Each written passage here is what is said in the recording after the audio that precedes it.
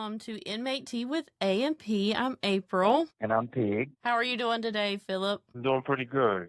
Glad to talk to you. Well, we're glad to have you, and I just want to introduce you to our viewers. You are a incarcerated journalist, is that correct? How long have you been doing that? About 3 years now. I've been writing for about 10, but journalism for about 3 years. All right, and you have recently become the first place award winner for the Stillwater Award, which is in the category of Best Reported Essay.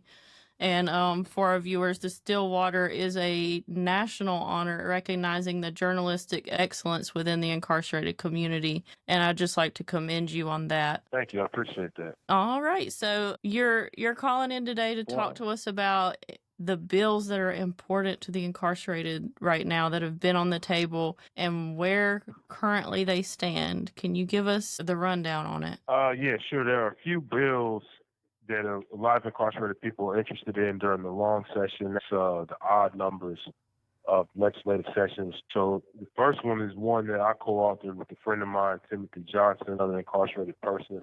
It's called the Prison Resources Repurposing Act, and it would serve to help lifers earn parole after a completion of some real hard requirements. That bill is dead. It was sponsored in the Senate and the House. Never came up for a vote. Another bill that people are interested in is the Second Look Act, which was sponsored in the House. That bill would allow anyone who has served 10 years of a prison term or 50% of a sentence of 10 years or less to file a motion for appropriate relief, which is what's considered a state habeas corpus, to seek a sentence reduction. And that bill also died. It didn't come up for a vote. There are a couple bills on the death penalty. One worked for the death penalty, which would have given everybody on death row life without parole. That one is dead. There was another one that would revise the law on the death penalty to allow execution or the firing squad as alternatives to the lethal injection. And luckily, that one is dead too. Another one that a lot of people really weren't paying attention to is called the Fair Sentencing Act. Fair Sentencing Act would have removed mandatory minimum sentences for certain firearm-related offenses or marijuana-related crimes like possession or trafficking. And I like that bill because a judge could impose a lesser sentence depending on the circumstances of the crime. They wouldn't have to sentence you to whatever the minimum was. They had some flexibility. In the future, I'd like to see something like that applied to structured sentencing as a whole, but that bill, of course, died. There were a couple bills that addressed prison labor, and they didn't go anywhere either. One was the Prison Reform Omnibus. It would have given people working in certain prison jobs minimum wage or no less than $5 an hour. The only bill that is alive is called the 2025 Public Safety Act, and it definitely works against incarcerated people. It limits the time that people have to file a motion for appropriate relief to 2 years. Originally, that was 120 days. So what that means, a motion for appropriate relief is basically your last chance for an appeal. After your direct appeal is dead, then you have to file a petition on your own, which would be a motion for appropriate relief. Currently, as long as you don't file one, you can file one at any time, whether you've got 20 or 30 years. It could be based on new evidence or, recanted testimony. But in this case, you would only have 2 years to do so, which is severely limiting because there are some cases where it takes a lawyer 2 years just to look at your case. And so that bill also increases punishments for some crimes like possession of a weapon and mass destruction by a felon and some sexual offenses against minors. So I can kind of deal with some of the enhancements against the offenses against sex offenders, but that's just my personal preference. I understand what it's like to change in prison, so I'm not going to say that people can't change and they deserve to spend a lot of time. But what I don't like is the limits on the motion for appropriate relief. I definitely think that's unfair because I think people should have an opportunity to get out of prison at some point, especially if they find new evidence. But unfortunately, that is the only criminal justice reform bill that is still active. That's devastating. Okay. You just made a key point here because myself, I'm a pro se litigant.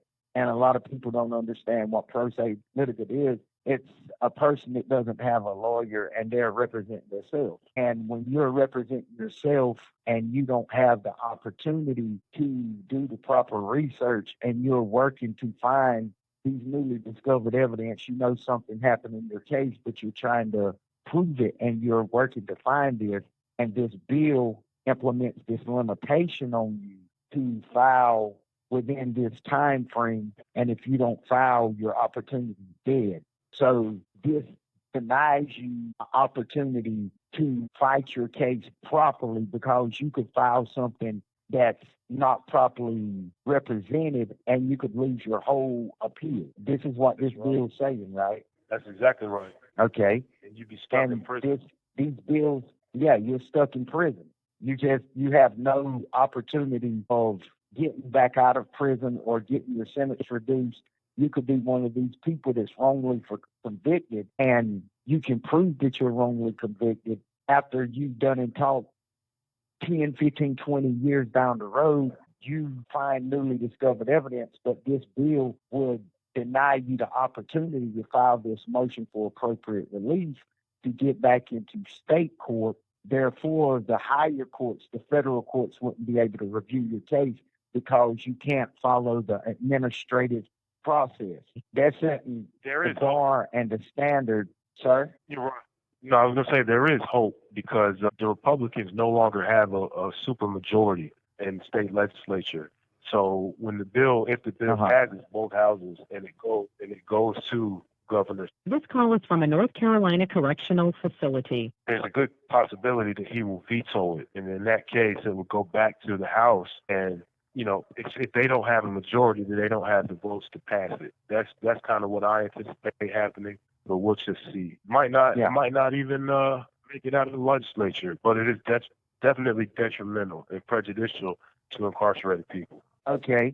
Now, Phillip, you proposed a bill yourself with a young man that I'm familiar with named Timothy Johnson. And this bill affects lifers, pretty much strictly lifers, regarding the map. Could you explain to our viewers exactly what this entails? Yeah, the Prison Resources Repurposing Act, or what we call the PRRA, is actually an amendment to the criminal law governing life without parole sentences. It offers a path to release for lifers by mandating behavioral, educational, and vocational goals over completion of a 20-year period. The PRRA extends something called the Mutual Agreement Parole Program to people serving life. Currently, the MAP, or Mutual Agreement Parole Program, is only offered to lifers who were convicted before 1994, when most life sentences allow parole. They typically last 1 to 3 years, and they impose work or education requirements on a lifer to earn parole. So we're asking lawmakers to modify the MAP to apply to people serving life without parole, which currently we have no opportunity for parole. So what that means is you would be given a plan from the time you come in prison, and you would have to complete educational requirements. If you don't have a GED, you could go to college. You have to complete vocational requirements, which means you have to learn a trade, and then you have to work for a specified amount of time. Now, if you complete all those requirements, then you come up for parole after 20 years. And once you're released, then you'll be on post-release for 5 years. So that totals your time of incarceration, supervised or unsupervised, at 25 years, which is not a small amount of time. I think a lot of people underestimate how long 25 years. That's the difference between somebody that's 5 years old and somebody that's 30 years old. There's a lot of growth that takes place. And so it's very important. It's very important, I think, to put people on a plan for personal development so that they understand that their progress depends on their own merit. If they want to get out of prison, they have to work for it. And I honestly think that's appropriate. Yeah. And currently, right now, inmates in North Carolina have no route out if they have a life sentence. Is that correct? There's no hope for them at this current moment of getting out of prison. For the most part. There's a narrow window for people who are convicted between 1994 and 1998, for which they come up for review by a judge every 2 years. And that law was rescinded in 1998. Now, I only know of one person that actually benefited from it. His name is Marquise McKenzie. So he had a hearing, and the judge recommended that he be released. It went to the governor, and the governor granted him clemency, but he only gave him parole eligibility. So he still has to earn his way out of prison. Now, if I'm not mistaken, Marquise has already done about 27 years. So I don't know how long it's going to take for him to get parole, but at least he is eligible now because of that exception. But for people convicted after 1998, it's definitely a natural life sentence. So with this amendment that you're speaking of for lifers, it would allow them the ability to be able to work over the years to be able to regain their freedom. Absolutely. Okay. Work and go to school. Okay. All right. And Now, Phillip, where was it this session? Was it proposed, or is that something that we have to look forward to in the future? It was proposed, actually sponsored in both the House and the Senate. I worked with a lobbyist named Christy Puckett. She was awesome, and she went and she beat down the doors and she spoke to the lawmakers and she got it sponsored in both houses. But unfortunately, it didn't get anywhere. So right now it's dead like the other bills. And how that works is North Carolina has a self-imposed crossover law.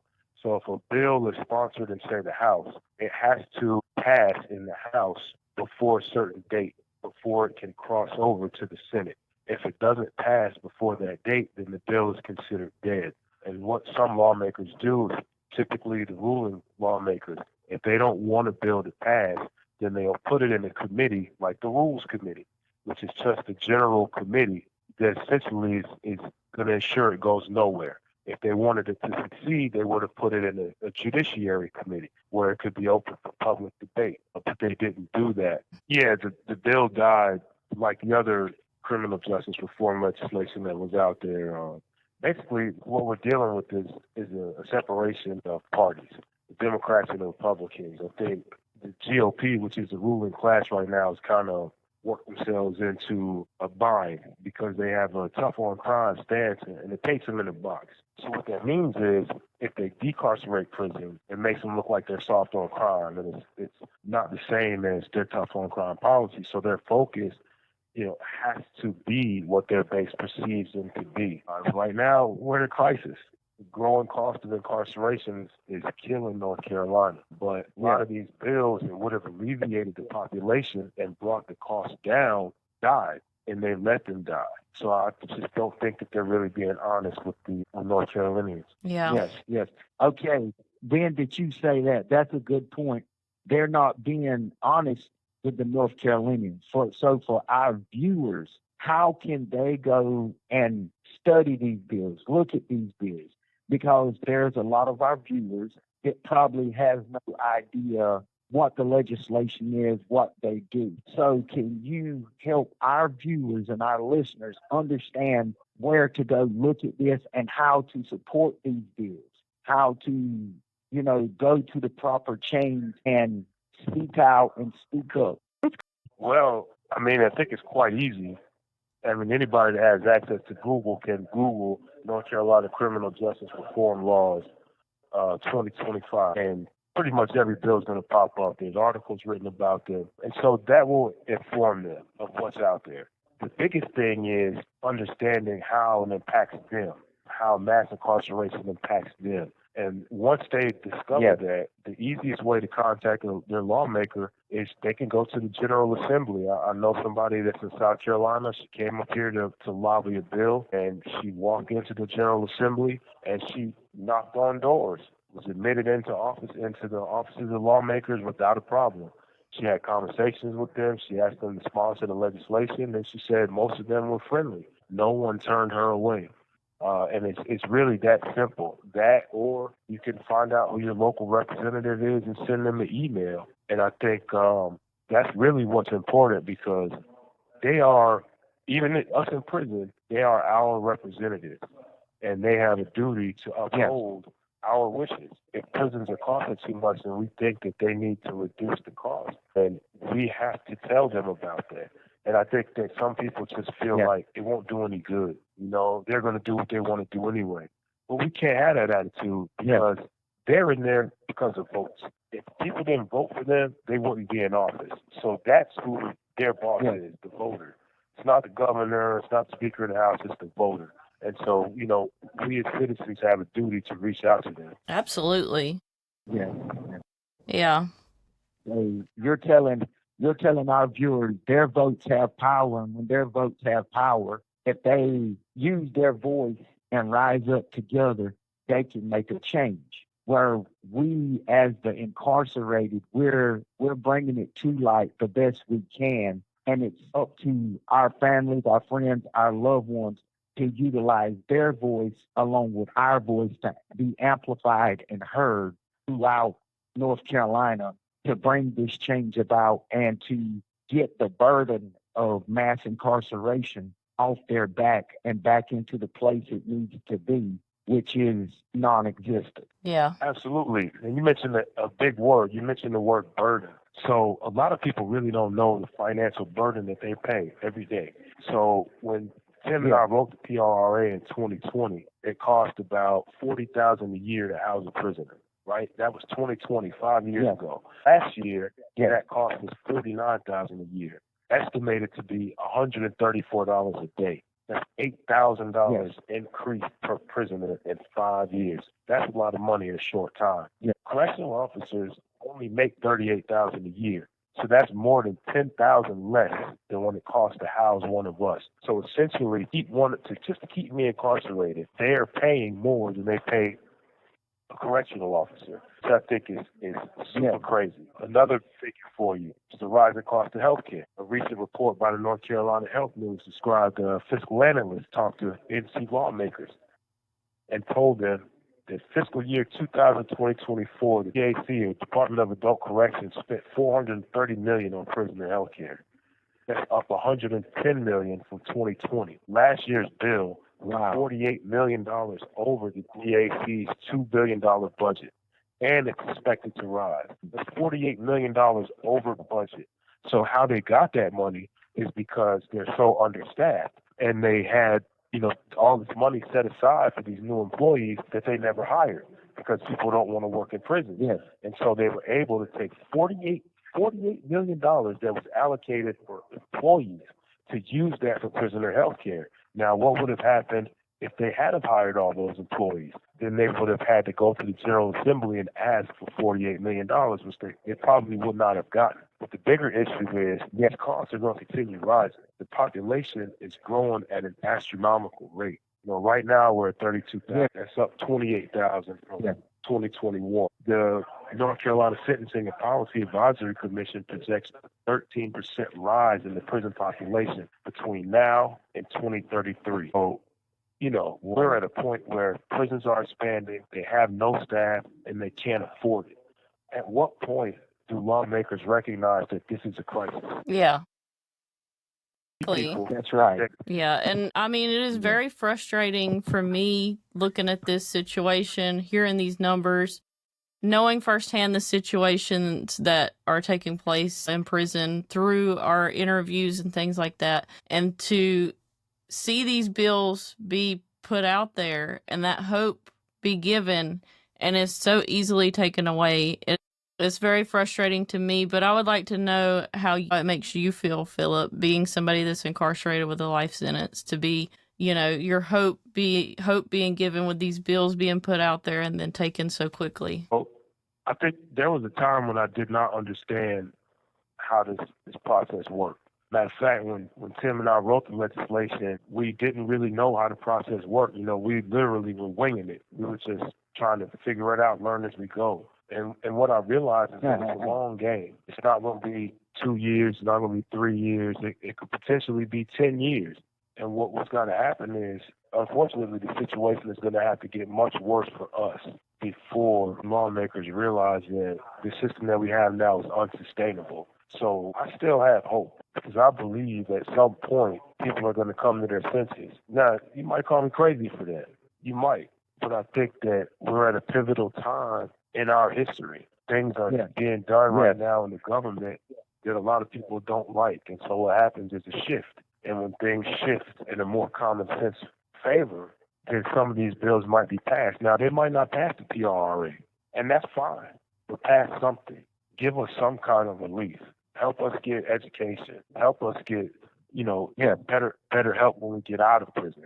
Pass something And hopefully it'll set off a chain reaction. Yeah, and that's our hope. That's all of our hope, is that it does, because we want to see change. You know, me and Pig, we started this podcast because things were so bad. It's hard to imagine them getting worse.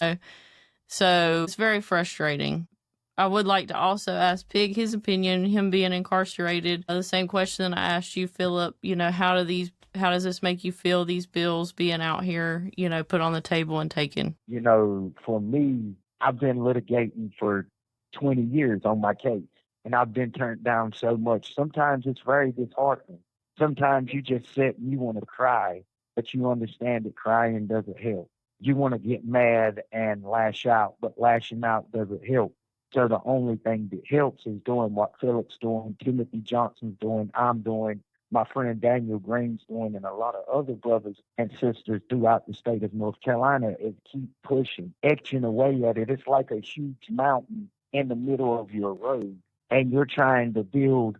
You can't build a bridge over it. You can't go around it, so you got to go through it. And the only way through it is with an ink pen. And you got to keep pushing day in and day out. You can't get disheartened. You can't get down. And even though it breaks your heart to see some of the older brothers and sisters in here that pass away, you see some of the older brothers and sisters that's been in here longer than us that go before these parole boards and it's turn away. And it's disheartening, but it's also that fuel that you need for your fire to keep fighting, to keep striving, to keep pushing to success. Because as Phillip said, when he come in here, just like I come in here, there wasn't that many people as there is today. We had better food, better living conditions.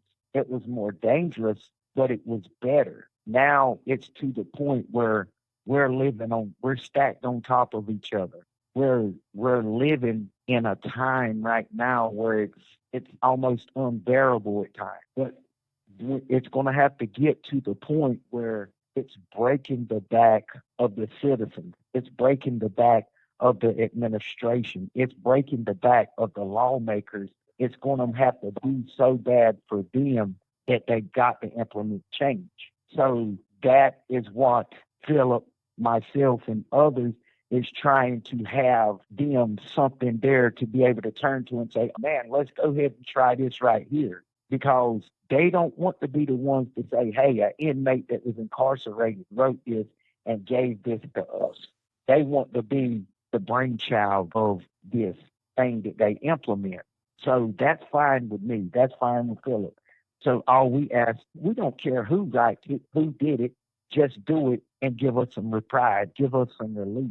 Allow us another chance to go home and have a family, to have a life, to show that we have been rehabilitated through our own personal struggles and that we're able to be productive citizens of North Carolina. Okay, so Phillip, was there anything else you wanted to add before we wrap it up? Yeah, just value your vote. Anybody who's out there listening, please educate yourself on how much incarceration costs and what that means for you, because you got to think 95% of people that are incarcerated are going to get out, and if that money is not spent on education, rehabilitation, then that guy that's pumping gas at your gas station or flipping burgers at McDonald's could be someone that just got out of prison and does some type of harm because they haven't learned anything while they were in prison.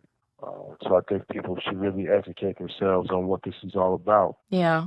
Well, we appreciate you coming on and talking to us about this. I think it was an important conversation to have, because even for those of us that are fighting, you know, me, you, Pig, and so many others that are fighting for prison reform, you know, it's important for us to realize that we've got to keep fighting and, you know, we're not going to stop. So I think that it was good that we had this conversation today.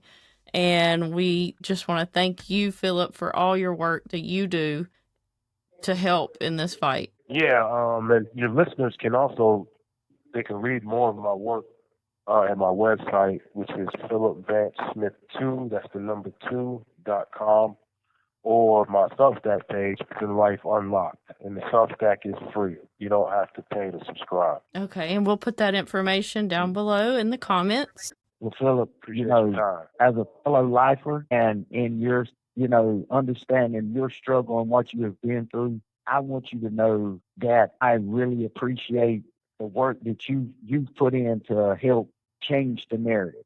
If we had 20, 30, 50, 100 more people that was putting in the work that you're putting in to change, to bring about change, it would be a lot more meaningful. And like you said earlier, you are loved and hated. Don't get me wrong. Me and April we've been loved and we've been hated. Some people love to see me coming, and some people really, really like to see me going. Because everywhere I go, this is what I'm talking about. So thank you for what you're doing, bro. Believe me, we are going to put you out there. We want you to come back home. And, anytime you got a bill or anything that you're advocating for, let us know. We'd love to put you on, man. Definitely. I appreciate it.